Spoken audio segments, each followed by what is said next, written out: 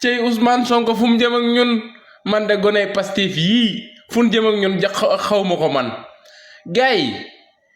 ah booy demati leen Pikine de gis nga image yi noonu gone daal Pikine lan dem ci masub nawetaan dégg nga maam booy daal lan doon supporter mooy libéré Sonko libéré noonu la booy doon supporter stade bi léegi commissaire bi loolu da koo déranger xam naa libéré Sonko jee ko déranger waaye monsieur le commissaire faatu nga de libéré Sonko moo la déranger ba tax nga tas match bi nii ba kee defeere ay booy ñun noonu la ñuy dundee yéen ki ngeen bañ la ñu bëgg te ñun jeunesse bi ñoo yor réew mi yéen ki ngeen bañ la ñu bëgg de